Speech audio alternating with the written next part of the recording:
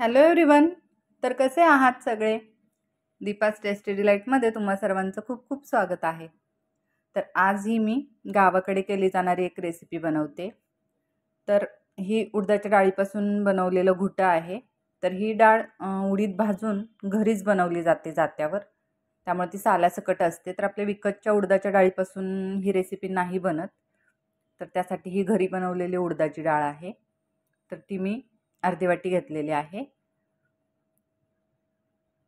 आणि त्यानंतर हिरव्या मिरच्या 5 ते 6 घेतलेल्या आहेत, कोथिंबीर घेतले, लसणाच्या 7 ते 8 पाकळ्या घेतलेत आणि खोबऱ्याचा एक तुकडा घेतलेला आहे. तर हे सगळं आपल्याला मिक्सरला वाटून घ्यायचं आहे. तर तुम्ही खलबत्त्यात वगैरे बारीक केलं, जरा जाडसर असं कुटलं तरीही चालण्यासारखं आहे. तर गावाकडे हे पाट्यावर वाटलं जातं किंवा खलबत्त्यात आणि चुलीवर बनवली जाते, तर खूप छान अशी टेस्ट येते त्याची. तर बघू शकता आपलं मिरचीचं वाटण छान असं वाटून रेडी झालेलं आहे. त्यानंतर आता आपण ही डाळ शिजवून घेणार आहोत. तर मी ती डाळ धुतली आहे आणि आपण ती कुकरमध्ये घेतले. त्यानंतर आपण त्यामध्ये घालणार आहोत चवीनुसार मीठ आणि अर्धा चमचा हळद घातलेली आहे. त्यानंतर घालूयात 1 ग्लास पाणी आणि आता आपण ही डाळ 3 ते 4 शिट्ट्या करून शिजवून घेणार आहोत. तर बघू शकता आता मी याला 4 शिट्ट्या केलेल्या आहेत. तर डाळ छान अशी आपली शिजली गेलेली आहे. तर आता आपण त्याला फोडणीची तयारी करूयात. तर त्यासाठी मी गॅसवर एक कढई गरम करत ठेवली. त्यामध्ये घातलेलं आहे 2 चमचे तेल.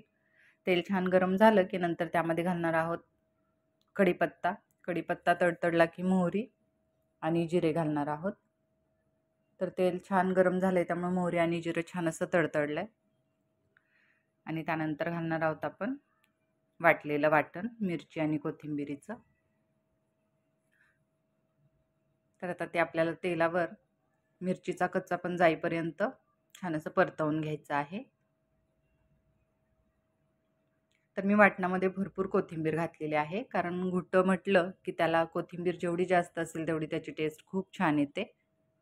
त्यामुळे मी भरपूर अशी कोथिंबीर वाटणामध्ये घातली होती. तर आता बघू शकता आपली मिरची वगैरे वाटून मिरची आपली भाजून झालेली आहे.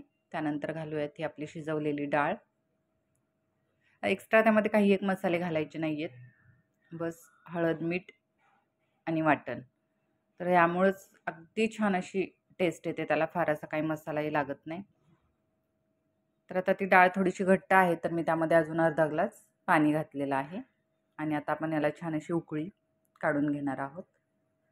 तर एक साधारणतः 2 ते 3 मिनिट आपण ती डाळ छान अशी उकळवून घेणार आहोत. तर अगदी झटकेपट तयार होणारी रेसिपी आहे आणि भाकरीबरोबर तर खूप छान लागते, त्यासोबत भातासोबतही छान लागते. तर एकदा नक्की ट्राय करा, तुम्हालाही आवडेल.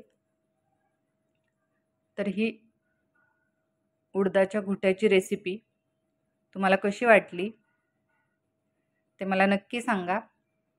तसेच आपल्या चॅनलला कनेक्टेड राहा. रेसिपीज आवडत असतील तर लाईक शेअर आणि सबस्क्राईब नक्की करा. चला तर मग असंच भेटू आपण यापुढे अशाच एका नवीन रेसिपीसह. तोपर्यंत बाय. थँक्यू.